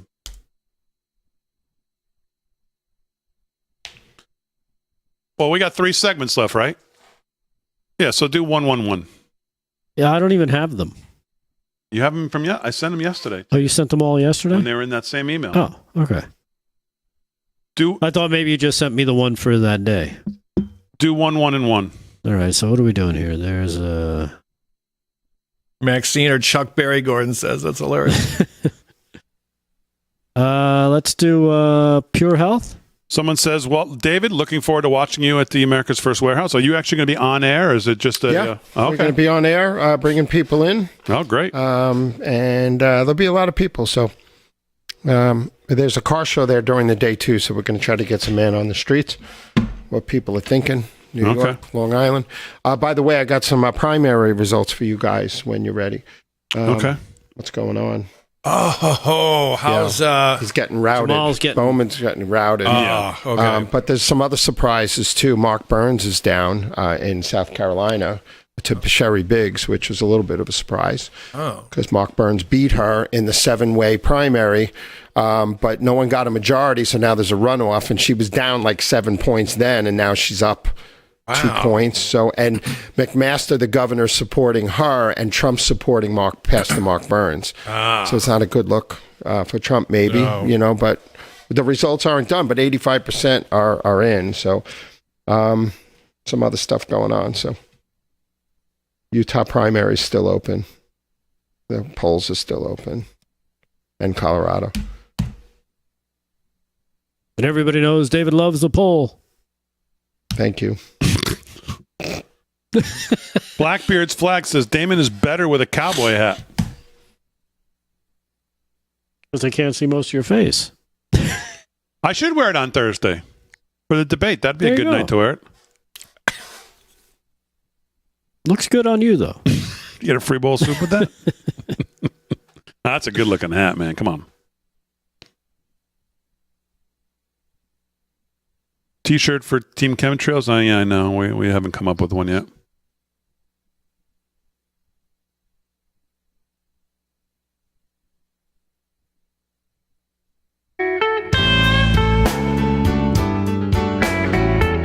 All right, you know what that music means? And unfortunately, the information I'm about to share with you might shock you. Right now, believe it or not, there is a silent epidemic affecting 100 million Americans that nobody wants to talk about. But we were talking about it last night with Dr. Holly Lucille, and it's about your fatty liver. It's called fatty liver. We throw everything into our livers, from cholesterol to alcohol to toxins, which makes us gain weight and lose energy. That's why it's important to start supporting your liver, and you can start doing that today with Liver Health Formula. Just listen to this testimonial from Stephanie, who shared her transformative journey in February of 2022. She found out she had liver issues. She researched. She started taking Liver Health Formula. 6 months later, her doctor was amazed. Not only did she lose 20 pounds, her liver was healthier, and she cut out her sugar and her carbs, and it definitely helped make her a much healthier person. Of course, results are not typical. Yours may vary. So join Stephanie and over 2 million other Americans in reclaiming your health. You can try Liver Health Formula today, and as a special offer, you get a free bottle of omega-3s with your order. Try Liver Health Formula by going to getliverhelp.com/6B. That's getliverhelp.com/6B and claim your free bonus gift. One more time, if you need it, get to the website getliverhelp.com/6B and take advantage of that great deal now. So there you have it. Fatty liver. Get rid of it.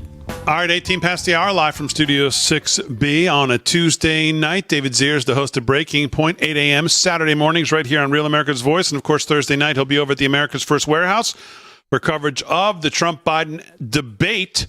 And he's here now. Mr. Zier, what's going on? So much going on out there. I got to say some primary results are coming in. Jamal Bowman is getting spanked by George Latimer, the Westchester County executive. And, this is birthed out of Jamal Bowman's pro-Palestinian positions. AIPAC has dumped many, many millions, AIPAC, the American-Israeli PAC. And this could be a little bit of a game changer because he would be the first member of the squad to be removed, but, from internally. I mean, this guy the other day, I mean, if you haven't seen the video I was referring to yesterday, this guy beating his chest and cursing and yelling and screaming like a lunatic. I think that hurt him. Might hurt him. He's got cut off shirt. He's just running around like an AOC, acting like an idiot. I mean, just the language. I mean, I don't mind cursing. I mean, we all do it. But I mean, this guy in a public setting as a sitting U.S. congressman, just effing up a storm, and we're going to take the back, and he's beating his chest. I mean, just going wild. And you know what my favorite part of that is? He's not even talking to people in his district. He's in another district. He has, I think, 50,000 people in the North Bronx and 450,000 in Westchester. So it wasn't even in front of his constituents. And he was acting a fool, as we would say in Detroit. Yeah. And it wasn't even that many people. Like they showed a shot from behind, and it was maybe 2 or 3 rows deep. That was it. It was Biden-esque. Yeah. I mean, they're walking around the stage like they're about to go stage diving at the AC/DC concert. I mean, he's like going around in this circle like he's just getting ready to jump off the stage into the. I mean, it just. He was like Chris Farley in Black Sheep. Yeah, when he was on stage, he's like, oh. And AOC looked like Flava Flav being the hype man. What's up? Just crazy. So there's primaries all over the country. The Colorado polls just closed, and Utah is going to close probably in about an hour, I believe. And there's an important race there to replace Mitt Romney, and John Curtis is running against Trent Staggs, who Trump has endorsed, but Curtis has a lot of money. But there has not been a Democrat elected for that U.S. Senate seat since 1970, so there's a good chance it stays Republican. So we're going to bring you the results. We'll get into that tomorrow. But there's another big race going on, South Carolina, the 3rd district, where Congressman Duncan retired, and that's near Pickens, South Carolina, on the Georgia border, northwest South Carolina, and that's where we covered the Pickens rally, and that was amazing. There were like 50,000 people there. I mean, I never saw so many people in South Carolina. It was unbelievable. And Sherry Biggs is the Governor McMaster pick for that seat, and Mark Burns is the Trump pick, Pastor Mark Burns. I've talked to him on the ground a lot. He's very sharp. He's a passionate pastor. He reminds me of Mark Robinson. But Sherry Biggs is winning by 2 points at this point, with 95% of the votes in. So that is a little bit of a shocker and a surprise. And I just wanted to bring you just a couple of other quick stories on what's going on. Byron Donald said if the election were held today, Trump would take between 14 and 18% of the black vote. He said he believes the proportion will increase between now and Election Day, calling 25% very possible.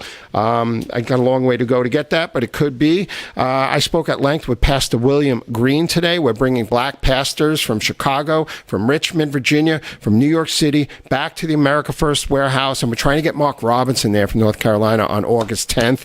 So a lot of stuff in play with the black vote, and they're going to talk about how the black pastors around the country are hostage to the NAACP and the DNC, and it's about big money, and they don't want to stray from that. And there's a few pastors around the country, though, that are breaking that mold, and these guys are some of them. And I thought that was really interesting here. I just wanted to play this disgusting ad, I don't know what you call it, promo on Nickelodeon, cut number 10. You know what? Nickelodeon, no strangers to pedophilia on the set. This is what they're teaching our kids, our little kids, cut number 10. Doesn't it just fill you with pride, showing who you are on the inside? Wave that pride flag up high, be true to you.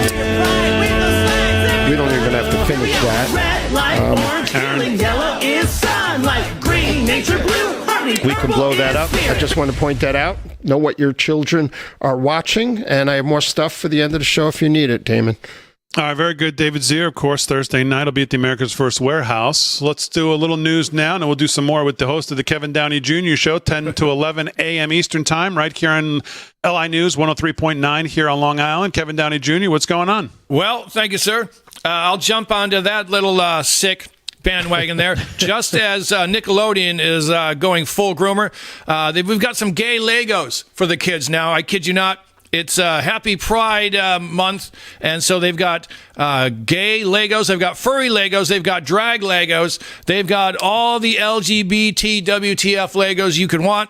And it's a limited edition. Get your gay Legos now, kids. So they're going after the kids with the cartoons and the toys. Just wanted to point that out. Now, I've got, we saw some illegal immigrants pull some pretty horrible stuff last week. Well, another one tried to kill a cop with a knife. This one ended a little better. This one ended with a 52-year-old illegal immigrant transmobob attacking a cop with a knife and getting ventilated. With 40 caliber perforations. 40 caliber perforations about his body, and he won't be attacking cops anymore. So I'm not that guy who likes to see people killed. But when you go for a cop with a knife, I like to see it killed, whether you're illegal or not, or you're transmobob or not. Don't go after the cops. Yeah. Or you'll be taking that dirt nap. Perforated. Yeah, perforated. I like that. I like that description. Perforated. And I've got one more quick one. There's a satanic temple. You know who they are. They love the devil. They're Democrats who love the devil, and they're big civil rights group, social justice, blah, blah, blah. Well, in Idaho, man, he's a member of the satanic temple, and he got busted with very disturbing child abuse and child pornography material. Jason Russell, 22, will be hopefully going to the Hooskow for using or watching child pornography. And folks, I just want to say child pornography is everything you think it is. A retired cop friend of mine had to work on that. It's adults with children, and that's all I'm going to say about that. But there are people paying to see that, and the United States is the number one purchaser of child trafficking. All right, more Kevin Downey Jr. when we get back right after this, 26 past the hour, live from Studio 6B.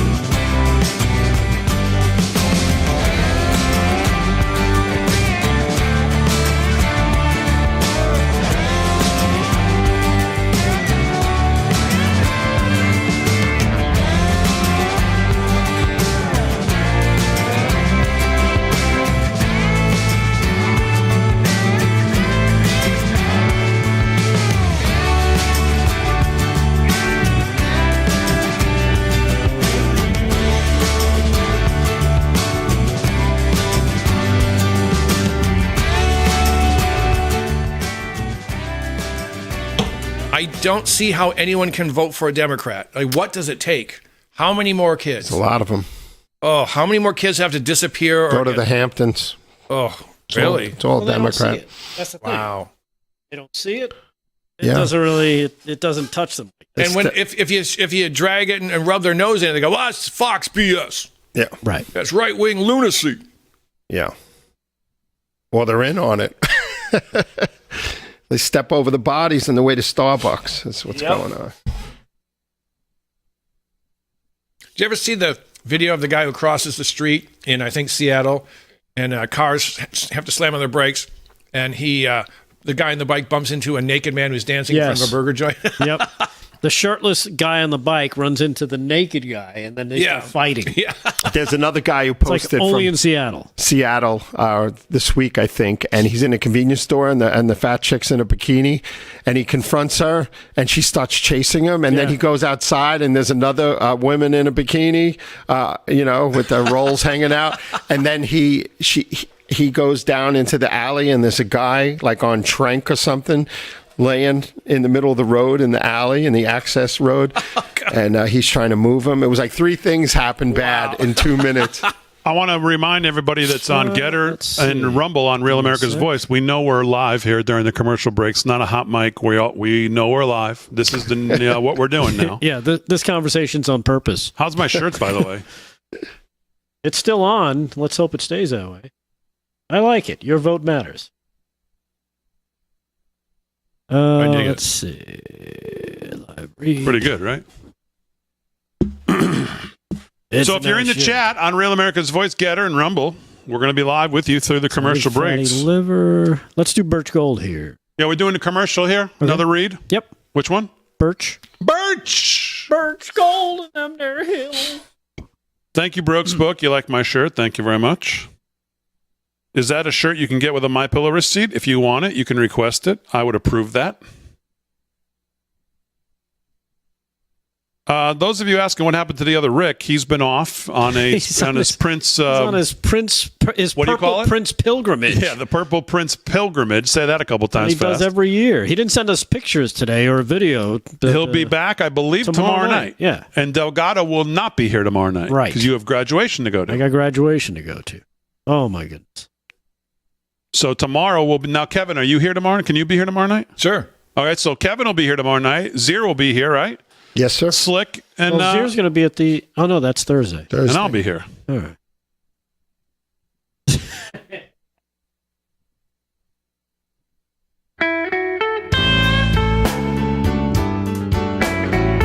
Oh, if that music sounds like the blues, it's because it is. Like the blues. Especially when you're talking about money. We've had some monumental news that no one's talking about. For the first time in the history of our country, the interest we pay on the national debt surpassed every individual budget item except for Social Security, and that's just for now. That's right. The U.S. now spends more on interest than on national defense or even Medicare, and it's only getting worse as the big government continues to spend like drunken sailors. That's why savvy investors, central banks, and concerned savers are turning to gold, something not tied to the inflated U.S. dollar. And you, too, can turn to gold with the help of Birch Gold. For over 20 years, the Birch Gold Group has helped thousands of Americans protect their savings by converting an IRA or 401k into an IRA in physical gold, and you can do the same. To learn more, text America to 989898. Claim your free, no-obligation info kit on gold, and you can do that today. Again, text America to 989898. Birch Gold has earned the trust of their education-first approach with thousands of happy customers and countless 5-star reviews, and the next one could be you. So text America to 989898 and get your free info kit from the Birch Gold Group. It's as simple as that. All right, there you go, Rick Delgado. Very good. Our friends at Birch Gold, check them out. Yeah, we listen. Gold's had a nice run. I think it's set up to continue that run as same reason Bitcoin's set up for a nice run the next year, because the spending's not going to stop.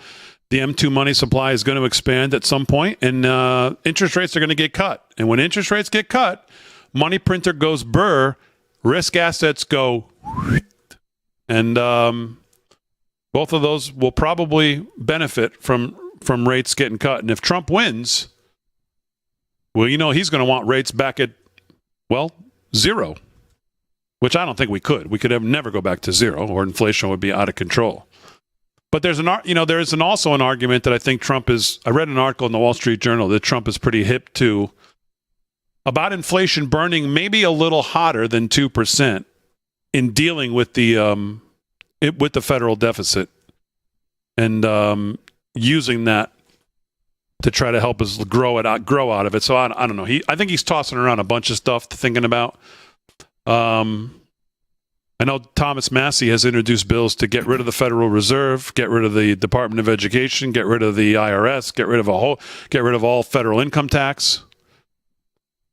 When you think about what's on the line in this, people think about the immediate things that affect their life, but when you think about other things like, do we have a Department of Education? Do we have an IRS? Do we have a Federal Reserve chair? Does the Federal Reserve ever get audited? Do we have a Federal Reserve? Do we go back to a gold standard? Do we go to some kind of other sound money standard? Fix the money, fix the state, as I've been arguing. Obviously, the Supreme Court, we know, is in the crosshairs of the left. If, God forbid, Biden was to win, what this country would look like in 4 or 8 more years, 4 years of them, and then I don't know what happens after that. The country's gone. Yeah. Mm-hmm. Right? It's getting close to that now, it feels. Yeah. This is the precipice right here. This is the precipice. And this might be the last time to vote, if they even let us vote. I'm wondering if that's not going to happen. If we're going to put the vote off to save democracy or something ridiculous like that. No, I think there's going to be. I think if they see things, and again, I'm going out on a limb, tinfoil it right up there. if they see it's obvious, there's no way they can pull off a steal like they did in 20. They're going to be like, we need a black swan event. What can we do to put everything off? Oh, we got to take care of this. The world's on fire. We're needed. The president can't focus on an election right now. He's got to be busy out there saving the world. They're going to try and do that. You know what? That's the last resort. What were you going to say, David? What? It's going to get ugly. No, you're just. And I'll finish it off with saying Hawk Tua. How about that? What? Just look it up. How long was it going to take before that showed up? Of course, Delgado's the one that brings it to the show. Great. Let's do some more news. Kevin Downey Jr. is here, the host of the Kevin Downey Jr. Show. Obviously, 103.9 WLI News right here on Long Island, New York. If you're in this area, make sure you tune in every morning. Mondays, you can call in. Kevin will take your call on Mondays. Absolutely. What else is in the news that you've been checking out? Thank you, sir. I've got some great news for the Kennedy killers in the military-industrial complex. So if you're part of that, you're going to love this. This is from the Post-Millennial, and I shall read in my broadcaster's voice. The Biden administration is reportedly moving toward allowing American military contractors to be deployed to Ukraine to aid the country in maintaining and repairing weapons systems provided by the U.S. And to make things worse, I don't know if you heard, but a Ukrainian missile was flying over a beach in Crimea. Yeah. And it was intercepted and blown up. And it's one of these missiles. Apparently, it's one of ours. And when it impacts, it's like a shotgun shell. And it just shoots debris. Well, 4 people killed, 2 of them kids, and apparently 153 wounded, if we believe Putin, which we don't. Now, he's claiming we are responsible for that, and there's saber rattling going on. But remember, it doesn't matter if it was our missile or not. There's nothing happened in the Gulf of Tonkin, and yet we got into Vietnam. All right, Poland didn't start shooting at the Germans first. They just said that so they could go in. So don't think for a moment your government won't do something stupid or be a part of something stupid to get us into a nice long war for those who make money on it, i.e. the CIA. I am Kevin Downey Jr., your unvaccinated and completely non-suicidal guest host. Yeah, and those were ATACMs, which have submunitions, and very deadly, very deadly. Yeah, but to your point, just another step closer to. Yeah, it's absurd. That's where we're going. Yeah, now we're boots on the ground. And now you think my Black Swan event is so crazy? Yes, we still do. And they're like a day late and a dollar short. They're putting limitations now that we can't go after their superior fighters, their Su-57 felons with the ATACMs. They have to restrict the use to 60 miles inland. Meanwhile, these things have a 190-mile range, so that won't last. Wow, no, that's absolutely. Well, it depends on where you shoot them from, right? Yeah, so it does. But, 1,300-pound warheads on the ATACMs. It's a huge warhead. It's bad. It's bad. Anything else, Kevin, that's got your attention? Oh, yeah, tons of stuff. Everything steams my clams today. Everything steams my clams. Let's do this one. It's, go if you head over to pjmedia.com. I'm a writer over there. And you can check out. Love PJ Media. Thank you. Matt Margolis. Oh, yeah. He's a buddy of mine. Matt's been on the show. He's a buddy of mine. Fantastic. Yep. Now, did we talk about how our friend Jake Tapper could cost CNN $1 billion with a B dollars in a defamation suit? No, not yet. Okay, so remember Nicholas Sandmann, who did nothing, but CNN and the rest of the Pravda press crucified him as a racist white kid in a MAGA hat. Well, this comes from the Florida 1st District Court of Appeals. So what happened is CNN blamed the security company for the tragedy of our withdrawal from Afghanistan. Now, rather than just say, Biden's really screwed up, he blamed the security company. And the security company, he's cranky. His name's Zachary Young. He's pursuing punitive damages. He's looking for $1 billion because of Tapper's comments defaming his efforts to aid individuals in Afghanistan during the botched withdrawal of 2021. Now, I know your green-haired sister-in-law doesn't like Fox News, but I don't recall Fox News being sued by stupid reporting. It's never happened here. So next time she says conservative news is garbage, just talk lawsuits, because Jake Tapper is about to cost CNN, this communist news network, $1 billion for being an idiot. And they'll have more viewers Thursday night than they've probably had the last 4 years combined, right? Oh yeah, they're going to pay off some bills on that night. Yeah, exactly. That's like their Black Friday. Yeah. That'll be it. Woo! Yeah, exactly. They can run red the rest of the year. They got Thursday night to look forward to. Yeah. All right. Let's do some more headlines with Rick Delgado, and of course, those are brought to you by 7cells. 7cells.com. Great stuff for your health. Just great stuff for your health. 7cells.com. 10% off if you use code LFS6B at checkout. And of course, we've done no sports because Slick's been away. Yes. But don't forget, LFS6B is the code over at MyPillow. MyPillow.com. Use our code at checkout. It could be up to 50% off. Great stuff from Lindell. And of course, if you use our code, you can always get, you could get this shirt, one of the newer shirts, Your Vote Matters. And of course, it's got to be either Joe Biden or convicted felon. Check on the convicted felon. But you can get a bunch of different shirts if you send in your receipt showing you used our code. Get one absolutely free. Delgado, what's going on? All right. Well, I know we've talked about him. We've played him before. Probably one of our favorite sheriffs in the country, Sheriff Grady Judd out of Polk County, Florida. Yeah. Turns out he's got his own little segment that he does on WFLA News in Florida. What's it called? Where Bad he does people dead today? Where he does like a morning briefing. Oh, good. Which I had no idea. And you know what? The kid is on to something. He's going in the right direction. Let's see if you enjoy this. This is the sheriff, the good sheriff in cut number 7, Sheriff Judd, telling the story of a couple dumb criminals. Take it away, Sheriff. You know, there are times in your life you go, you can't fix stupid, you can only arrest it. Well, here's the occasion. Joshua Garcia is 36. It's like a picture He's show. a convicted felon. Yeah. Did you hear that? A convicted felon and a meth user. That's why he's a convicted felon. So he has a firearm in the roadway that he claims that he's shooting at a rabbit. Well, the neighbors called us because of this gunfire. Our deputies who arrived saw shell casings in the road, went to Joshua's house and talked to Joshua. Well, we also talked to Joshua's mama, Brenda Spikes. That's right. Joshua took the gun in the house and hid it. And mama took it from its place of origin and put it in the toilet. That's right, the toilet. You know, the water tank, not the toilet, but the water tank on the toilet. The back part. Right. Yeah. Thought that'd be a good place to hide it. Well, we got a search warrant as we conducted our investigation. Ended up charging this dude with tampering with evidence.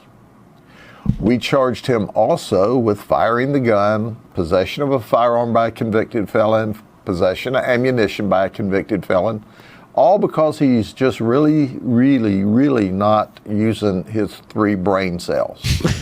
Well, you ever heard like mother like son? Yeah. Because she helped hide the evidence and tampered with it, she got to go to jail too. So I wonder if she says, well, son, you did it to me again. I'm sorry, Mom. I didn't mean to get you arrested. Yeah, but you did.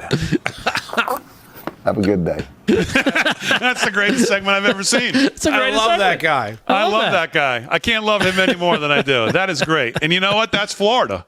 Yeah. Which, by the way, Biden has officially given up on, if you've noticed. He said Florida's not in play. DeSantis has taken that state that was purple, if not blue, and made it so it's totally out of reach. He has absolutely decimated the Democrat Party in that state. And he's won every single battle against every single thing, whether it's Disney, DEI, climate, vaccines, when you name it, he's won against it. Most of all, turning that state as solid red, where the fact that the Biden campaign has given up on Florida. Yeah. So it's not even in play. Yeah. I think Grady Judd's in his 5th term. He wins with like 96% of the vote on average. I mean, with segments like that, he's going to keep winning. That's exactly right. All right, one more to go. Live from Studio 6B. A little more news with David Zia, Rick Delgado, all coming up. If you're in the chat, stay with us.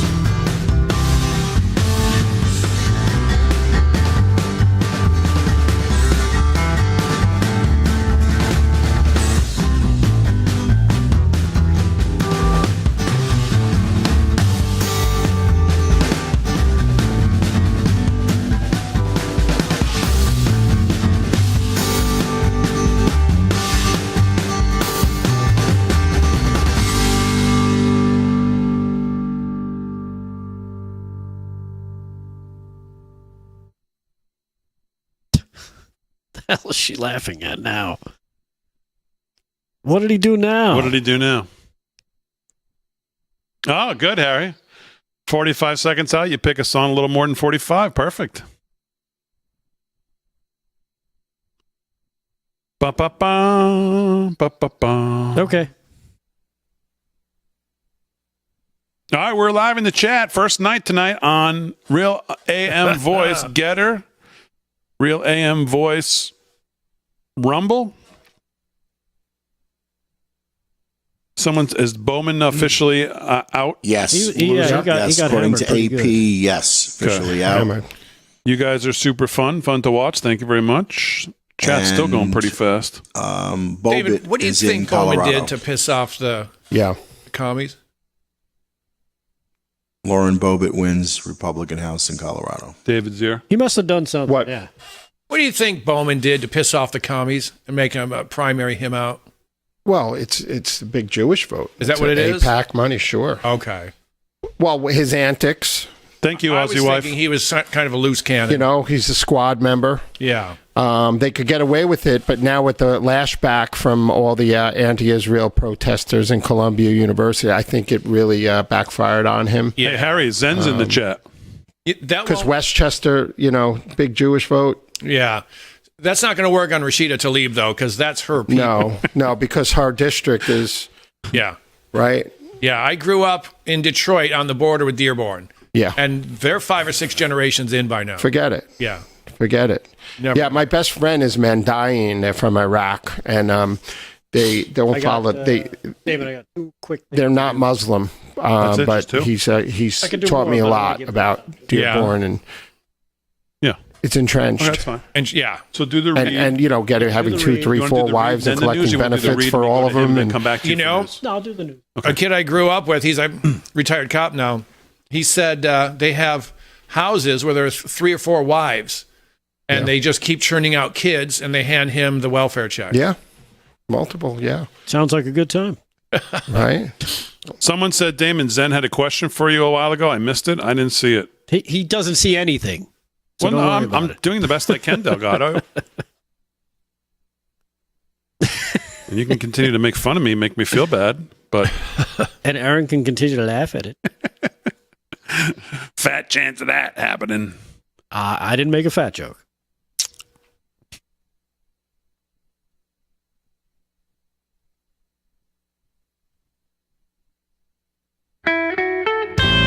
Headed towards the showers.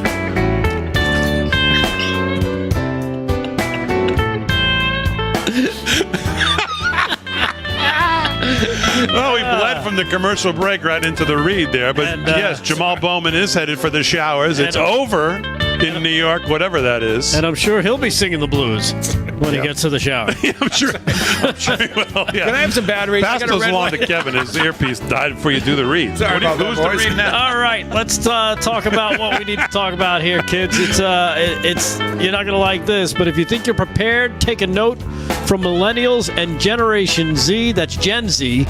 And this is coming from My Patriot Supply. I hate to admit it, but they're doing something right. Research shows that the more prepared generations are those generations, from their savings accounts to their emergency stockpiles. So that means you have no excuse. If you're not preparing, you're failing. Get started with My Patriot Supply today. Since 2008, My Patriot Supply has helped millions of people, millions of Americans, gear up for emergencies. And today, their popular 4-week emergency food kit can't stay on the customers' carts too long. They fly right out. Get yours right now at mypatriotsupply.com.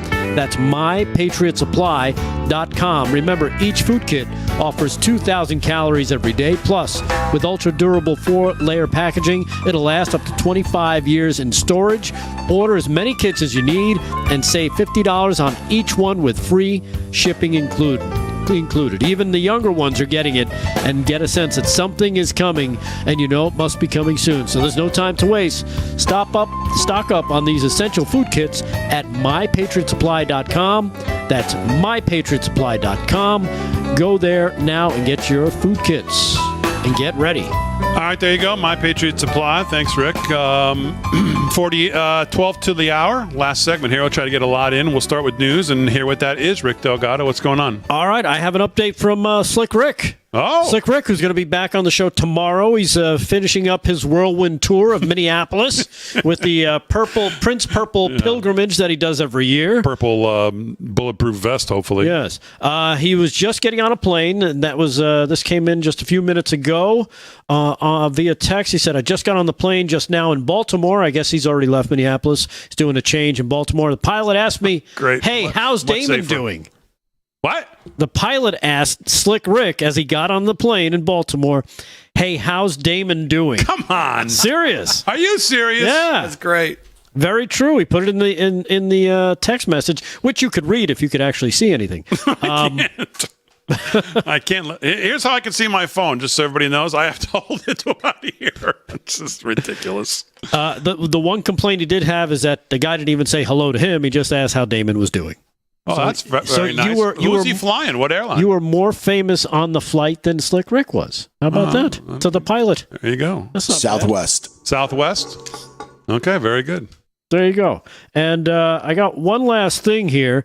This coming down a little bit earlier, I didn't kill myself edition of the news. I know we haven't done one in a bit, but here we go. Has to do with our favorite, perennial actually, who's a favorite, I guess at this point because, well, he's dead and we don't really care what happens to him anymore. I'm talking about Jeffrey Epstein. This story coming out of the Daily Mail, if it would just come up. Now, my screen went blank. Jeffrey Epstein boasted about being a Mossad agent. You know what Mossad is, right? Mm-hmm.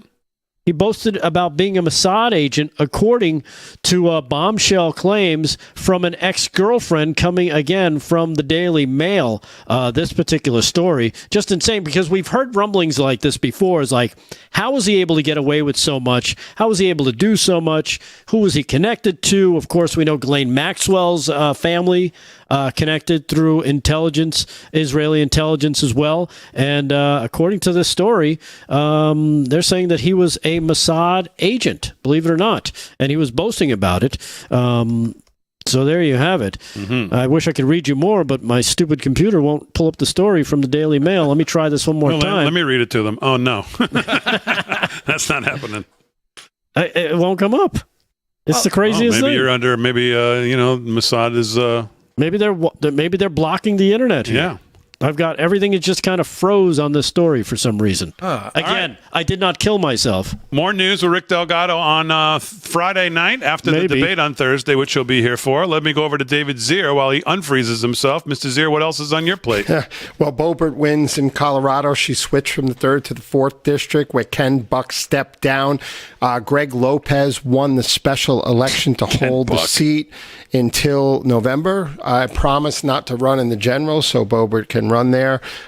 Just a little tidbit for you guys here. I wanted to play for you guys. Oh, by the way, new North Carolina polling show Mark Robinson in 4 or 5 different polls down 1 to +5. So he's gaining steam against Josh Stein, the current Attorney General in North Carolina there. I wanted to get to a couple of quick stories here really quick. So what's going on is the fuel industry, jet fuel, is up, seeing a 7.7% spike, I believe, this year. And U.S. refiners are producing 1.9 million barrels a day, good enough for 8% year-to-year growth because, there's more demands on fossil fuels.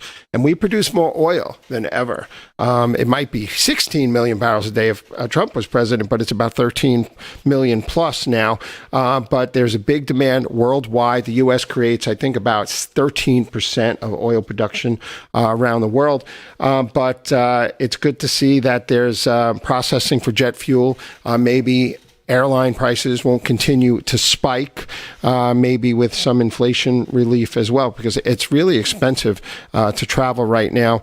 I wanted to get to a really quick clip here because things are heating up in Lebanon. We have cut 15. The Israelis have started bombing a little bit more intensely into Hezbollah territory, only 5 miles north of the Israeli border. These were the towns of Al-Qayyim and Al-Adiyasa, and they attacked with artillery fire as well into Lebanon, gearing up. 91% of northern Israel has been evacuated, and I think we have time for this here. I wanted to play this fake tapper Stephen Miller interview from 2018, cut number 13. Have you seen that? The original time he cut everyone off? I just wanted to play that for the audience, maybe just a minute of that. Cut the 13. People that you don't connect with and understand, the people whose manufacturing jobs have left, who've been besieged by high crime communities, and who've been affected by a policy of uncontrolled immigration, those voices, those experiences don't get covered on this network. That's why, to prove the point, I was booked to talk about the very issues I'm just describing, and you're not even asking about them because they're not interesting facts to you. That's not true. I have plenty of questions on immigration. You've attempted to filibuster by talking about your flights. No, I'm not. I want to ask you a question because don't be condescending, Jake. Stephen, Jake, the president and the White House. The reason why I want to talk about the president and the White House. The reason why I want to talk about the president's experiences, what I've seen with him traveling to meet dozens of foreign leaders, with his incredible work. Okay, you're not answering the questions. No, I understand. You have 24 hours a day of anti-Trump material, and you're not going to give 3 minutes for the American people to hear the real experience of Donald Trump. There's one viewer that you care about right now, and you're being obsequious. You're being a factotum in order to please him. Okay. No. And I think I've wasted enough of my viewers' time. Thank you, Stephen. As Republicans, lawmakers call for Attorney General Jeff Sessions to resign. In a major reversal, Democrats are now pattern at CNN. That's a preview of Thursday night. Mm-hmm. Yeah. If the president wants to talk about the border. Yep. That's all I got. And Joe Biden, again, in separation of powers, not enforcing the laws already on the books. Why aren't you enforcing the laws already on the books, Joe? Why'd you go through all these executive orders to get rid of what we did when the border was secure? You're not going to hear discussions on that on Thursday night. You're going to hear that. All right, as always, we salute our military, active and active police, firefighters, first responders, EMTs, all emergency personnel, all our truckers, all our farmers, everybody that keeps the country moving. Thanks, guys, on the show. Kevin Downey Jr., Rick Delgado, David Zier, Harry on the highway. Great job. Aaron, great job as always. Most of all, thank you. Live from Studio 6B audience. This was fun. We're live in the commercial breaks from now on. Rumble, Getter, Real America's Voice. We'll see you tomorrow night. Delgado's off. Kevin Downey Jr.'s here. See you tomorrow night, 8 p.m. right here live from Studio 6B.